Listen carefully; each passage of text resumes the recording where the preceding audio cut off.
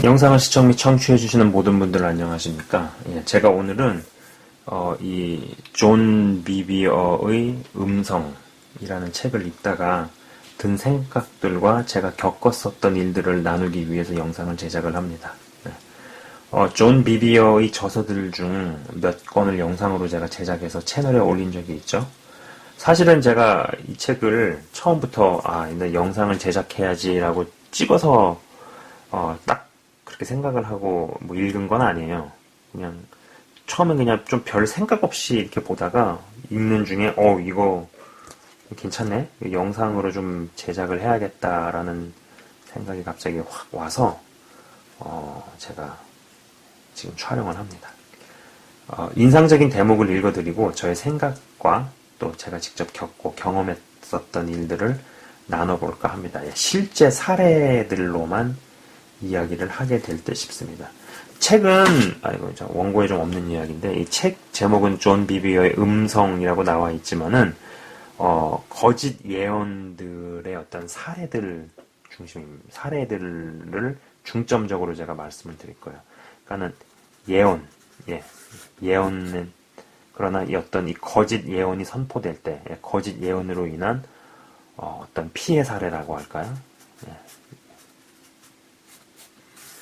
그래서 사례 중심으로 아마 이야기를 제가 하게 될 것 같습니다. 제가 이제 읽어드리도록 할게요. 일단 제가 다 케이스를 다 말씀을 드릴 수는 없고 제가 좀 인상적이었던 대목들을 좀 읽어드리도록 하겠습니다. 한번 잘 들어보시기 바랍니다.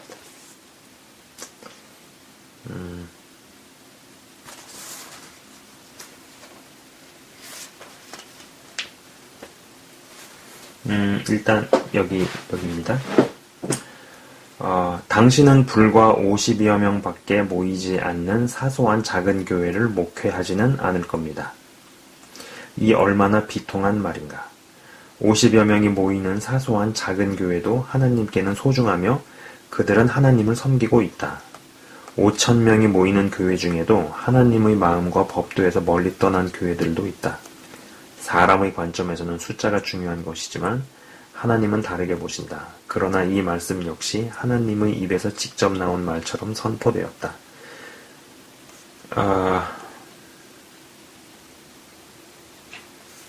일단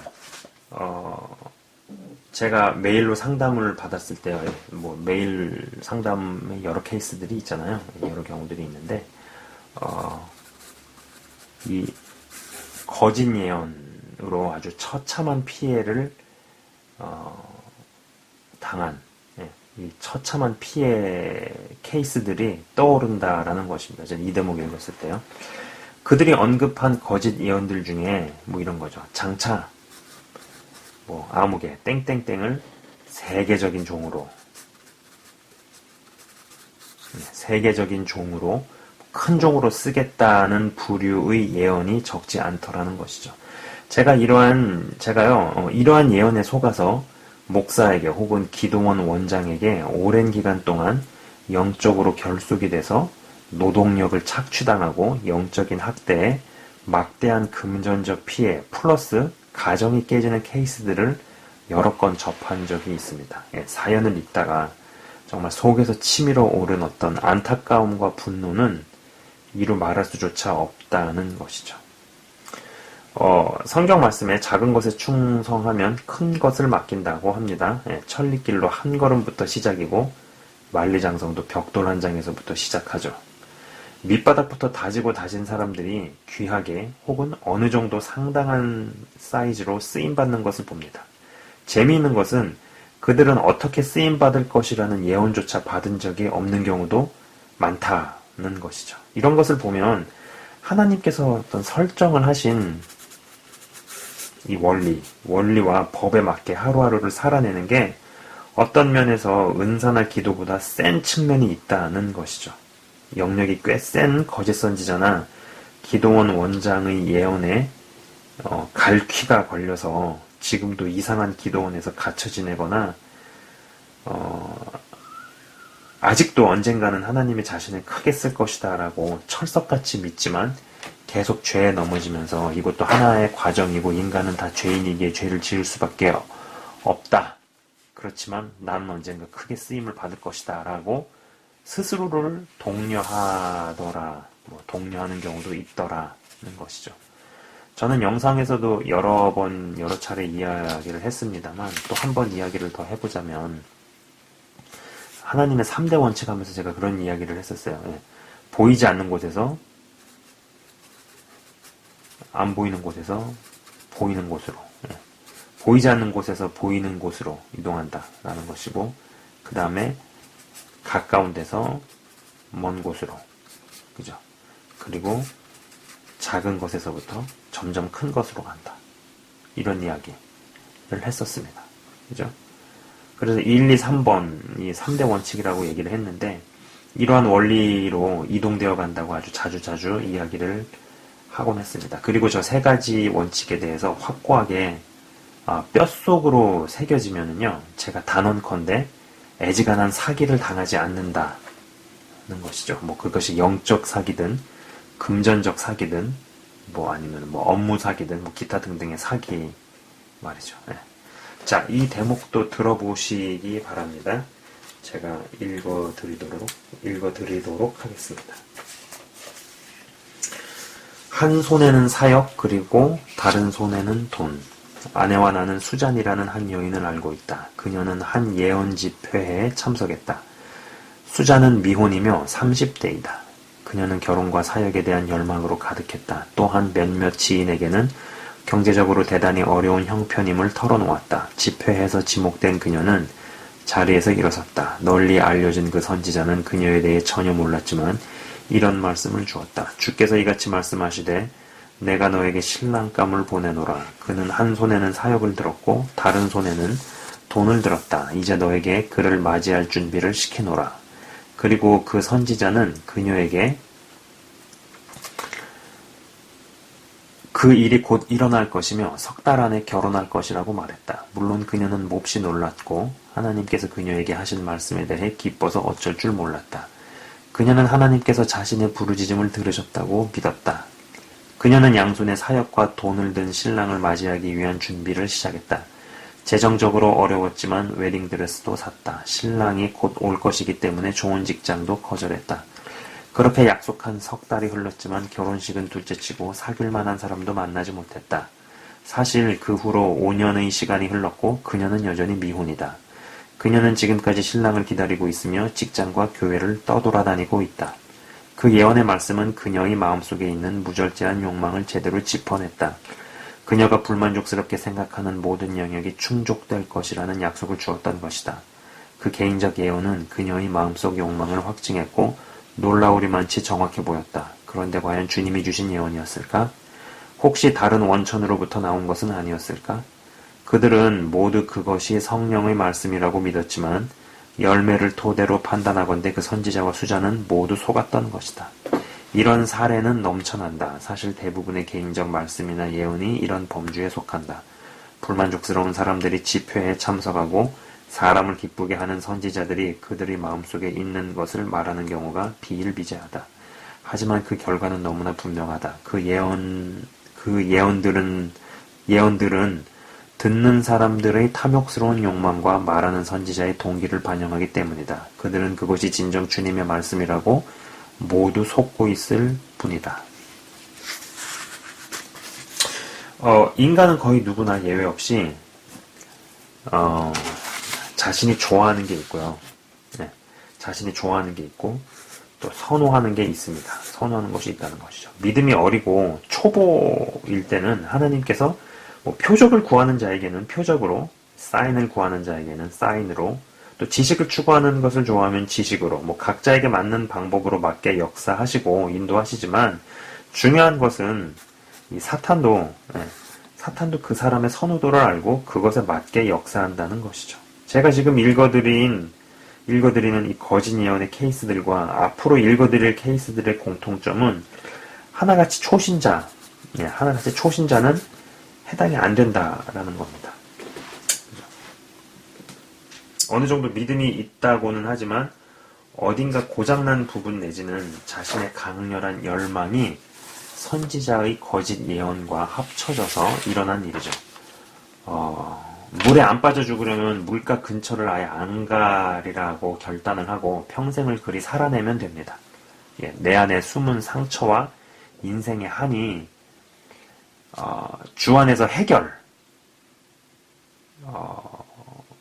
해결된다라는 건요. 제가 여기서 이제 해결이라고 말하는 것은 상처가 어느 정도 치유되는 것 플러스 상처를 누를 수 있는 어떤 영역, 이 두 가지가 다 같이 있는 것을 해결이라고 저는 이야기를 합니다.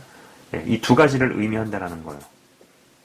이게 정말 간단하게 지금 여기에서는 이야기를 하지만 실제 현실에서 한 개인의 삶의 심층 내면으로 들어가면 아주 복잡합니다. 근데 이제 이런 것이 해결이 되기까지 내 안에 병든 요소를 흔들고 또 다른 병든 소리가 들려올 수 있는 통로, 뭐 그게 사람이든 모임이든 집회든 안 가고 안 만나고 안 보는 게 중요하다는 것이죠. 어떤 이에게 무언가가 굉장한 열망이라는 것은요, 그것이 한편으로는 크나큰 상처라는 뜻도 됩니다. 어떤 사람에게 굉장한 열망이 있어요. 예, 굉장해, 열망이. 믿음 같아 보이기도 하고, 어떤 강렬함 같기도 보이기도 하지만, 이건요, 어떤 사람에게 굉장한 열망이라는 건요, 그 사람의 어떤 깊은 상처와 연관이 되더라라는 것이죠. 우리가 때로는 굉장히 열정이 대단한 사람을 봅니다. 야, 저 사람 열정이 지나치다. 믿음이 굉장히 뛰어나구나. 근데 제가 보는 경우에서는요, 그렇게 대단한 열정을 가진 사람은 욕심입니다. 욕심. 결국은 자기 욕심이 많은 거예요. 어떤 이에게 큰 돈을 버는 것이 강렬한 열망이자 소원이라면 그것은 분명 어떤 상처와 연관이 있다는 것이죠. 어떤 이에게 결혼이 강렬한 열망이라면 그것은 결혼이 어떤 상처와 연결돼 있다라는 것입니다. 저는 결혼과 이혼을 경험하신 분이 하나님께서 저 가정을 깨시고 저 남자가 나에게 돌아오시게 할 것이다는 기도응답을 받았다고 이야기하는 경우도 본 적이 있습니다. 이게 진짜 아연실색할 일이죠. 이혼 경험이 있는 자매에게 신랑감을 주시기 위해 멀쩡한 가정을 깨시는 일을 하나님께서 하신다. 이것을 어떻게 받아들여야 할까요? 여러분, 내면이 바뀌고 깊은 상처에 휘둘리지 않고 죄성을 더 무거운 은혜로 눌러낼 수 있는 것은 대단히 중요합니다. 자, 다음은요, 챕터 하나를 제가 통째로 읽어드리고 난 뒤에 제 경험과 생각을 말씀드리도록 하겠습니다. 챕터 하나를 통째로 제가 읽어드리도록 하겠습니다. 챕터 8이라고 되어 있는데, 이게 챕터의 제목이 그러네요. 믿음을 파괴하는 거짓 예언. 한번 잘 들어보시기 바랍니다. 단골 레스토랑에서 친한 친구와 마주 앉아 점심 식사를 한 적이 있다. 그때는 그것이 그곳에서의 마지막 점심이 되리라는 것을 알지 못했다. 이 친구와 그의 아내는 우리 부부와 좋은 친구 사이였다. 우리는 텍사스에 있는 대형 교회에서 사역자로 함께 일했다. 나는 그들 부부를 모범적인 그리스도인 부부로 생각했으며 존경했다. 그들은 여러 구제사역 부서에서 열심히 일했다. 특히 그 친구는 기도의 전사였으며 구제를 위한 중보기도 사역을 이끌고 있었다. 그리고 나와 마주칠 때마다 따뜻한 격려의 말을 전했다. 그는 결코 이기적이지 않았고 누구에게나 마음에서 우러나오는 관심을 보였다. 겸손하게 남의 말에 귀 기울였고 거룩한 삶을 살기 위해 노력했다. 만약 그 당시 내가 누가 가장 열성적인 신자입니까? 라는 질문을 받았다면 나는 주저없이 그를 지목했을 것이다. 그러던 어느 날 갑자기 그가 교회 사역을 사임한다고 발표했다. 그는 여느 때처럼 미소를 띤 채 내 사무실로 와서는 꽤 괜찮은 회사의 판매 부서에서 일하게 되었다고 말했다. 앞으로 성장 가능성이 많은 회사였다. 나는 혼란스러웠다. 그 회사인도 나쁘지 않아 보였지만 그는 사역을 해야 할 사람이라는 생각을 떨쳐버릴 수 없었다. 나는 그의 마음이 사역에 있다는 것을 알고 있었다. 그러나 그때 나는 아무런 말을 하지 않았고 그저 본인이 알아서 잘하기를 바랄 뿐이었다. 그가 떠난 지 몇 달 후에 끔찍한 소문이 들려왔다. 그 소식은 바짝 마른 들판에 불길이 번지는 것처럼 전 교회 직원에게 순식간에 퍼졌다. 그 부부가 이혼했다는 것이었다. 어떻게 그럴 수가. 그들은 하나님과의 관계나 서로의 관계에 있어서 정말 건강해 보였다. 그러나 실제로는 그들의 결혼 문제가 지금까지 잘 숨겨져 왔던 것이다. 점점 커져만 가는 그들의 문제를 아무도 눈치채지 못했고 결국 그들의 이혼 수속은 빠르고 조용하게 처리되었다. 가장 친한 친구들조차 이 소식을 듣고 충격을 받았다. 이제 그와 테이블을 사이에 두고 마주 앉은 나는 그 소식을 들었던 순간부터 나를 괴롭혔던 질문을 다시 던졌다. 도대체 어떻게 된 건가? 나는 단도직입적으로 물었다. 그는 담담하면서도 슬픈 눈빛으로 나를 쳐다보았다. 존, 나와 아내가 사귈 때였어. 우리 예전 목사님이 설교 중에 우리를 지목하고서는 하나님이 우리를 결혼시키실 거라고 예언했었네. 하나님을 믿은 지 얼마 되지 않았던 나는 온 마음으로 하나님을 사랑했지. 그분을 실망시켜드리고 싶지 않았네. 그래서 아내를 사랑하지 않았음에도 불구하고 그녀와 결혼했지. 우리가 결혼 생활을 유지했던 기간 내내 나는 남편이 당연히 아내에게 가져야 할 사랑을 내게 주십사고 간절히 기도했네. 그러나 그런 사랑은 결코 오지 않았고 상황은 점점 악화되어서 도저히 견딜 수 없는 지경까지 왔지. 희망이 보이지 않았어. 그녀와 이혼함으로써 죄를 지었다는 사실을 인정하지만 말이야. 마음이 무거워졌고 식도 달아났다. 그때 나는 신혼이었고 하나님을 막 믿기 시작한 때였다. 그때가 나로서는 거짓 예언과 처음으로 직면했던 때였다. 나는 망가진 친구를 바라보았다.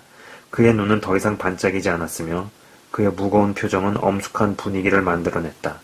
마치 쓴 뿌리, 히브리서 12장 15절, 마치 쓴 뿌리가 자리 잡고 있는 듯했다. 나는 최대한 그에게 다가가서 어려운 일이 있을 때마다 항상 곁에 있겠다고 말했다. 그가 회사를 다닌 후부터는 교회에 더 이상 출석하지 않았기 때문에 그를 만나기가 쉽지 않았다. 우리가 점심을 같이 한 지 몇 달 후에 그는 다른 주에서 일자리를 제안받아 그곳으로 떠났다.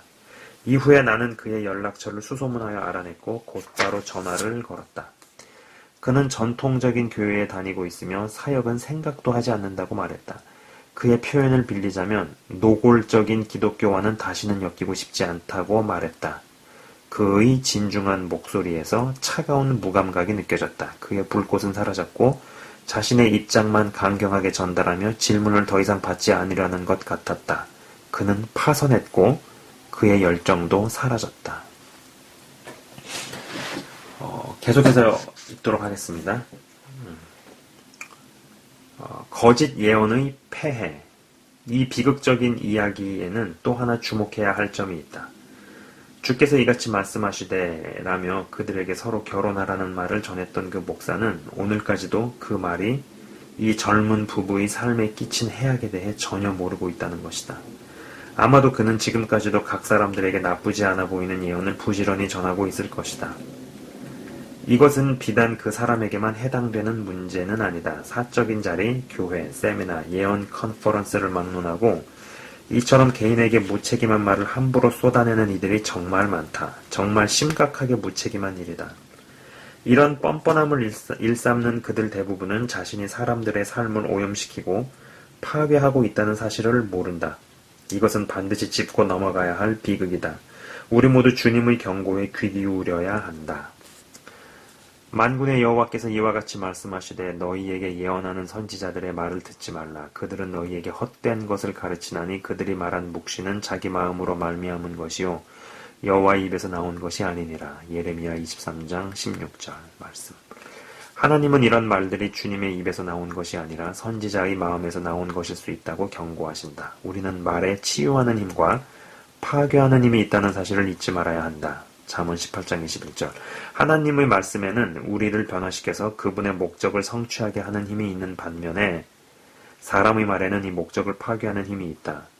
헛된에 해당하는 히브리어는 하발리다. 이 히브리어를 설명하는 다른 말로는 쓸모없는과 열매없는 등이 있다. 새 미국 표준판은 그들은 너희를 무익하게 한다 고 옮기고 있다. 하나님은 거짓 예언이 어떻게 사람을 쓸모없게 만드는지에 대해 이렇게 말씀하신다. 이런 선지자들로부터 오염이 나와서 온 땅에 퍼지느니라. 무언가를 오염시킨다는 것은 그것을 더럽히는 것이다. 순수한 것에 오염된 것을 혼합시켜서 불순하게 만드는 것이다. 거짓 예언은 사람을 더럽히며 이 더러움이 그들을 쓸모없게 만든다. 불행하게도 일단 거짓 예언에 더럽혀지면 나중에까지도 거짓 예언으로 인한 피해를 깨닫지 못하는 경우가 많다. 그것을 깨달았을 때는 이미 심각한 손상을 입고 난 후이다.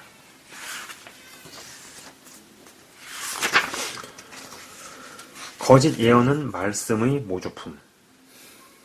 나는 4대에 걸쳐 전임 사역을 감당해온 귀한 가문을 알고 있다. 두 아들 중 큰아들은 최근에 한 경건한 여인과 결혼을 했다. 그는 아버지의 사역에 깊이 참여했으며 사역과 음악 분야에 큰 은사가 있었다. 그의 삶에는 하나님의 손길이 늘 함께하는 것이 분명했으며 그는 가족 대대로 이어져 온 사역의 유산을 이어갔다. 그러던 어느 날 그 부부는 잘 알려진 여선지자의 집회에 참석했다. 거기에서 그는 기술 분야의 지혜를 얻고 그 분야에서 활동하게 되리라는 말씀을 받았다. 그 선지자는 그가 공학기술로 교량과 건물을 지을 것이라고 말했다. 그는 음악 분야에 있어서는 매우 명석했지만 수학 실력은 없었다. 더군다나 그는 건설이나 공학 분야에 대해서는 어떤 교육도 받은 적이 없었다. 하루는 그에게서 전화가 걸려왔다. 내가 공대를 다녔고 잠깐이나마 그 분야에서 일한 경험이 있었기에 내게 자문을 구한 것이었다. 또한 내 아내 리사에게 그 예언에 대해서 말했고 과학과 수학 실력이 좋지 않은 것에 대한 걱정을 털어놓으며 조언을 구했다. 이미 그는 대학에서 몇몇 관련 과목을 수강할 계획을 세우고 있었다. 리사는 그가 받은 말씀에 대해서 한마디도 말하지 않았다. 다만 그가 하나님을 찾는 대신에 그 예언을 성취하려 한다고 경고했다. 그는 녹음 스튜디오의 일이 만족스럽지 않아 다른 방향으로 전환해보고 싶다는 생각도 했다고 털어놓았다. 결국 그는 사역을 그만두고 공학을 공부하기 위해 학교에 입학했다. 그 소식을 들었을 때 아내와 나는 걱정이 되었지만 일단 지켜보기로 했다. 간섭하고 싶지 않았기 때문이다. 몇 달이 지난 후 우리는 이 젊은 부부가 경제적으로 몹시 어렵다는 소식을 들었다. 걱정이 돼서 전화를 걸었더니 이틀 내로 월세를 마련하지 못하면 쫓겨날 상황에 처해 있었다. 그들은 생활비를 절약하기 위해 이미 한 번 이사를 한 상태였다. 나는 화가 났다. 그래서 엔지니어가 될 것이라고 했던 그 예언에 대해 그에게 따져 물었다. 진작 그렇게 했어야 했다. 나는 이 문제에 대해서 매우 강력하게 말했다. 그러자 그는 혼란스러워했고 머뭇거렸다. 그런 모습은 내가 알던 1년 전의 그 청년이 아닌 것 같았다. 예전에 그는 언제나 밝고 총명했다. 그러나 이제 그는 마치 안개 속에 갇힌 사람처럼 보였다. 그는 자신감을 잃었고 혼란스러워했다. 이렇듯 거짓 예언은 종종 혼란을 가져온다. 그는 변화를 모색하며 방향을 찾는 중에 이 예언의 말을 들었다고 말했다. 나는 그가 이 예언을 받기 전에 이미 아버지가 하는 사역에 대한 열정이 식는 중이었음을 알게 되었다. 나는 이 여선지자가 그의 마음속에 있던 불안감을 알아채고 듣기 좋게 예언을 한 것이라고 확신한다. 물론 이것은 하나님의 말씀이 아니었다. 단지 그에게 새 출발을 하기 위한 구실로 주어진 말이었을 뿐이다. 하지만 그것은 하나님이 계획하신 새 출발이 아니었다. 한때 엔지니어였던 내 경험에 비추어 볼 때 그에게 엔지니어는 어울리지 않는다고 솔직하게 말했다. 또한 그가 몇 달 전에 이 예언을 받았다는 말을 들었을 때 마음이 무척 아팠다고 말했다. 그리고 하나님이 계획하신 일이라면 그것을 이루기 위한 하나님의 지원이 뒤따라야 한다고 설명했다. 내 말을 조용히 듣던 그의 목소리가 떨렸다. 아마도 정신적인 압박감이 주는 견딜 수 없는 고통을 참아내는 것 같았다. 나는 그에게 말했다. 나와 같이 기도하자. 혼란스러움을 묶어버리고 하나님의 뜻을 구해라. 그는 내 말에 동의했다. 우리가 전화기를 든 채 함께 기도하는 동안 하나님의 강한 임재가 내 사무실과 그의 아파트에 임하는 것을 느꼈다. 내 목소리는 점점 커져갔고 하나님의 능력이 함께 하심을 느꼈다. 그러자 나는 성령께서 다음과 같이 말씀하시는 것을 들었다. 그의 삶에서 점괘를 끊어버려라. 나는 그 말을 듣고 잠시 머뭇거렸다. 그에게 예언했던 그 선지자는 존경받는 사람이었기 때문이다. 그러나 나는 성령님의 말씀에 순종함으로 그에게서 선지자의 점괘를 끊어버렸다. 그러자 하나님의 능력과 임재가 더욱 강해졌다. 전화기 저편에서 그의 흐느끼는 소리가 들렸다. 기도가 끝나고 그는 울고 있었고 그의 아내가 뒤에서 기뻐하는 목소리가 들렸다. 다음날 그들은 월세를 마련할 수 있었고 일주일이 채 지나지 않아서 그의 아내는 근처의 좋은 회사에 취직이 되었다. 그 역시 일자리를 찾았다. 몇 달이 안 되어 그는 캘리포니아에 있는 유명한 교회의 부목사로 청빙을 받았다. 그곳이 바로 하나님께서 계획하신 곳이었고 그들은 지금까지 그곳에서 사역 중이다. 이 부부는 주님의 이름으로 선포된 말씀을 가장한 사술로 더럽혀졌다. 그렇다. 점괘는 하나님 말씀의 모조품이다. 에스겔을 통해서 하나님은 이스라엘의 선지자들에 대해 이렇게 말씀하셨다. 여호와께서 말씀하셨다고 하는 자들이 허탄한 것과 거짓된 점괘를 보며 사람들에게 그 말이 확실히 이루어지기를 바라게 하거니와 그들은 여호와가 보낸 자가 아니라. 에스겔서 13장 6절. 점괘에 해당하는 히브리어는 케셈이다. 그것은 말씀을 뜻한다. 하지만 그것은 주님의 입에서 나오는 것이 아니다. 이 선지자들은 자신의 말을 마치 하나님의 말씀인 것처럼 이야기하지만 그저 그들의 말일 뿐이다. 그 점괘는 이 부부를 더럽혔고 그들의 삶을 불확실한 상태로 몰아넣었다.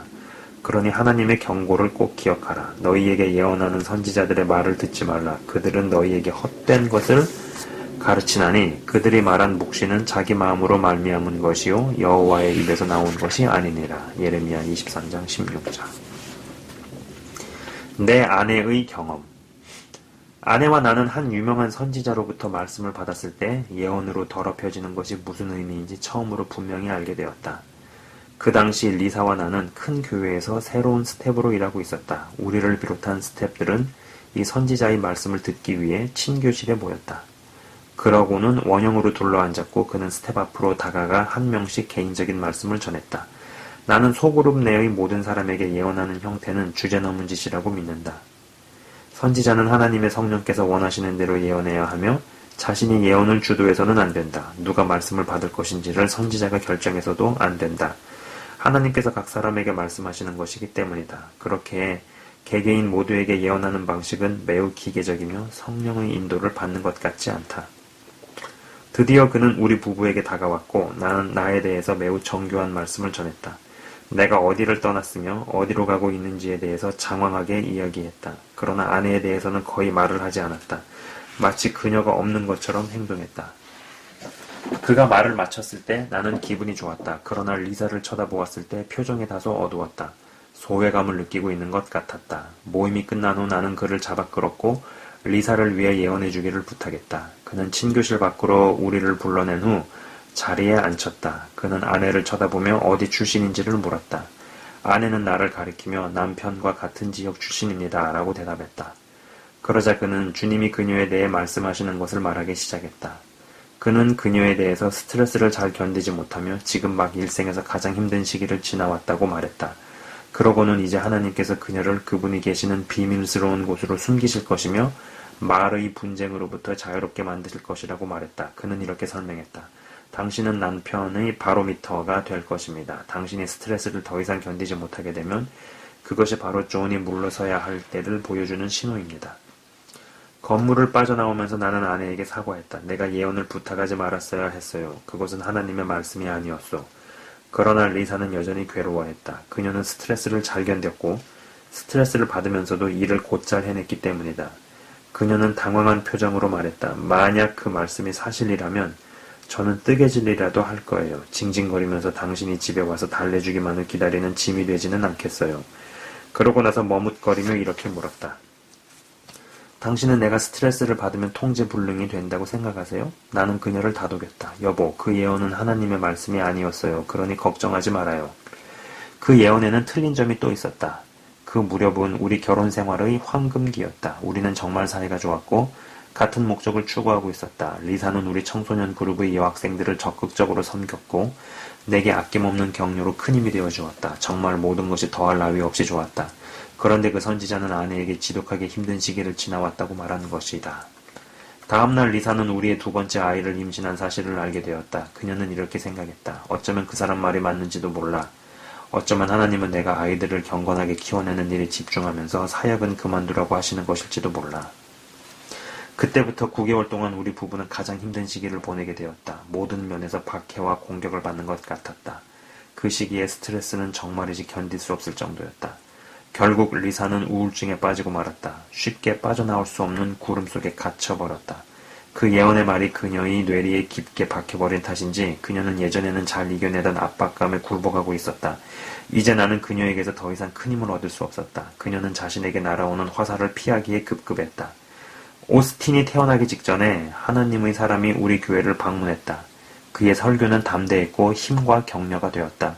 그는 한 번도 주께서 이같이 말씀하시되 라고 말하지 않았지만 그의 말에는 생명이 있었고 우리를 자유롭게 하는 진리가 담겨 있었다. 그 말씀이 리사에게 선포되자 예전의 그 거짓말보다 더 깊게 그녀를 파고들었다. 하나님 말씀의 빛이 어둠의 장막을 뚫고 들어왔다. 이 예배가 끝난 후 저녁에 그녀가 내게 다가와 말했다. 존, 나는 그 예언을 받은 다음 곧바로 우울증의 구름 속에 갇혀 있었어요. 그것을 믿지 않았지만 늘 거기에 대한 두려움과 공포가 있었나 봐요. 존, 당신은 제 남편으로서 이 예언을 내 삶으로부터 끊어버려야 해요. 이제야 나는 저주에서 벗어났어요. 그 빈자리에 하나님의 진리와 축복을 채워주세요. 우리는 침대 위에 앉아 손을 잡고서 성령님께서 우리를 인도해 주실 때까지 함께 기도했다. 우리는 그 거짓 예언의 힘과 그것에 같이 따라왔던 우울증, 두려움, 박해를 깨트려 버렸다. 하나님은 이렇게 말씀하신다. 너를 치려고 제조된 모든 연장이 쓸모가 없을 것이라. 일어나 너를 대적하여 송사하는 모든 혀는 내게 정죄를 당하리니 이는 여호와의 종들의 기업이요 이는 그들이 내게서 얻은 공인이라. 여호와의 말씀이니라. 이사야서 54장 17절. 하나님은 여러분을 대적하여 뱉어진 말들이 정죄를 당할 것이라고 하신다. 거짓 점괘의 말이 주어질 때 그 말에는 영적인 힘이 따라온다. 거짓 점괘의 말이 주어질 때 그 말에는 영적인 힘이 따라온다. 그 힘은 우리가 그 말을 깨뜨리기 전에는 공격을 멈추지 않는다. 하지만 그 말이 깨어지면 그 뒤에 숨어있던 힘도 깨어진다. 이에 대해서는 15장에서 자세히 다룰 것이다. 그 예언은 점괘에 불과했고 내 아내 리사를 무기력하게 만들었다. 고통과 혼란을 겪은 리사는 9개월 동안 내 곁에서 멀어졌다. 하나님의 진정한 예언의 말씀을 전할 뿐이 우리에게 오지 않았더라면 그 압제가 얼마나 지속되었을지 아무도 모른다. 하나님은 이렇게 말씀하신다. 너희에게 예언하는 선지자들의 말을 듣지 말라. 그들은 너희에게 헛된 것을 가르치나니 그들이 말한 묵시는 자기 마음으로 말미암은 것이요 여호와의 입에서 나온 것이 아니니라. 예레미야 23장 16절. 거짓 예언의 영향을 받은 자녀들. 나는 세 자녀를 둔 한 목회자를 알고 있다. 안타깝게도 세 자녀 모두 거짓 예언으로 인해 오랜 기간 황폐하게 지내며 고통을 겪었다. 목사님 내외부는 모두 경건한 분들이었고 섬기는 교회는 잘 성장하고 있었다. 리사가 그 교회를 방문했을 때 그분들과 이 책의 주제에 대해서 이야기를 나누었다. 그분들은 매우 협조적이었고 자녀들이 겪은 일에 대해서 자세히 이야기해 주었다. 한 번은 그들이 전국적으로 잘 알려진 예언 사역자들을 교회에 초대했는데 지금까지도 그들의 예언으로 인해 고통을 당하고 있다는 것이다. 나는 나중에 그분들께 전화를 걸어서 목회자 부부로부터 각각 직접 이야기를 들었다. 목사님 부부에게는 두 아들과 딸이 있었다. 장남에게는 앞으로 강력한 사역을 하게 되리라는 예언이 주어졌다. 하나님께서 그를 곧바로 정상으로 올려주실 것이며 그는 위대한 목사가 될 것이라고 했다. 고등교육을 받을 시기가 되자 그는 성경대학으로 진학했다. 그가 받은 말씀에 비추어 볼 때 그것밖에는 다른 선택의 여지가 없어 보였다. 그런데 그는 방황하며 수개월을 보냈는데 하나님의 진정한 부르심에 수반되는 내적인 열정이 없었기 때문이다. 그래서 많은 시간과 돈이 낭비됐다. 마침내 그는 부모님께 사역의 부르심을 받지 않은 것 같다고 고백했다. 처음에 그 예언을 받았을 때 그는 아무 말도 하지 않았다. 하나님과 자기 아버지를 실망시키고 싶지 않았기 때문이었다. 오직 그 길만을 향해 나아가야만 한다는 중압감을 느꼈다. 그 당시 아버지도 아들이 부르심을 받지 않은 것 같다고 생각했다. 하지만 그 역시 주님의 말씀을 거스르고 싶지 않았다. 그 아들은 현재 비종교 분야에서 일하고 있다. 비록 이 예언이 선포된 것은 짧은 순간이었지만 그것은 이 젊은이를 황량한 낙심의 길로 몰아넣었다. 몇 년 동안 시간을 낭비했고 맨 처음에 선택했어야 할 일을 이제 겨우 시작하게 되었다. 하지만 그는 여전히 죄책감으로 괴로워하고 있다. 그 목사님의 또 다른 아들은 주님을 위해 비행기를 조종하게 될 것이라는 예언을 받았다. 하나님께서 그를 통해 목회자와 선교사, 선교용품 등을 실어 나르게 하실 것이라고 했다. 자라서 일할 나이가 되자 그는 틈틈이 돈을 모아서 수년간 비행교육을 받았다. 오로지 비행교육을 받는 데에만 돈을 쏟아부었다. 그런데 한 가지 문제점이 있었다. 비행할 때마다 심하게 멀미를 했던 것이다.